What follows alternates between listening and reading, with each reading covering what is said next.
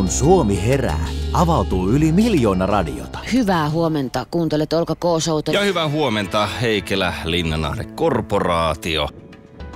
Radion seurassa päivä alkaa hyvin. Omaa suosikkimusiikkia, tuttu juontaja, päivän parhaat puheenaiheet, tuoreimmat uutiset. Radio on aamun paras ystävä.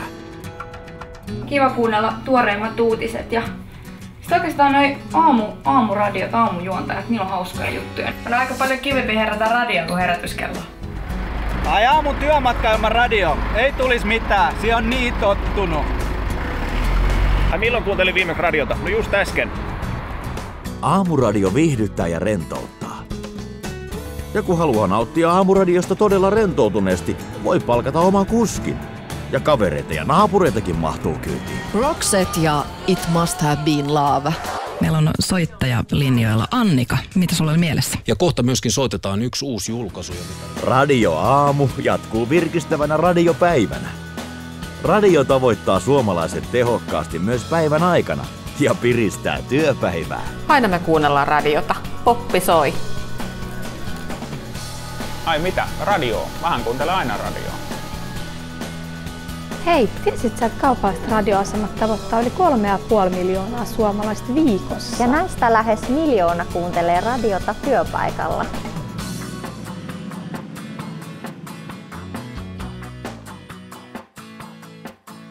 Terveisiä Finnpanelista.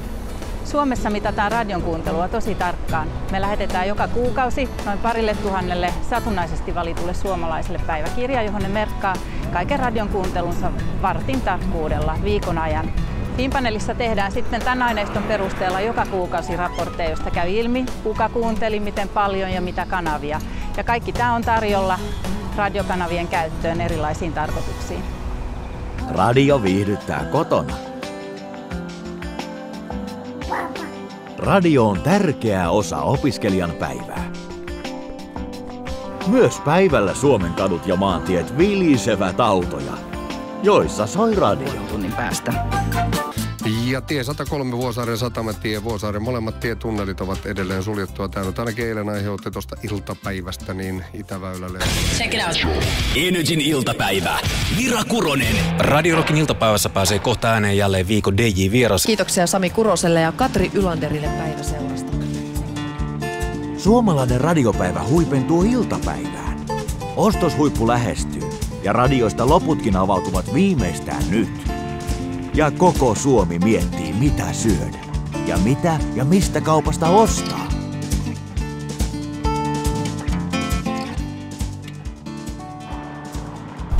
Joka päivä yli 600 000 suomalaista päättää vasta autossa, mihin kauppaan mennä ostoksille. Mietipä sitä.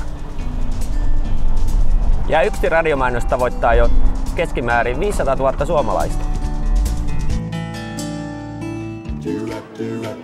Tiesitkö muuten, että Suomen ensimmäinen paikallisradiosukupolvi tulee jo eläkeikään?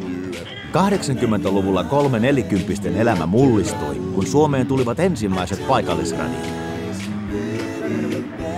Ja nämä suuret ostovoimaiset ikäluokat kuuntelevat kaupallisia radioasemia aamusta iltaan. Radio on lähellä ostoshetkeä ja radiomainos tavoittaa. Radio toimii kaikille tuotteille ja palveluille.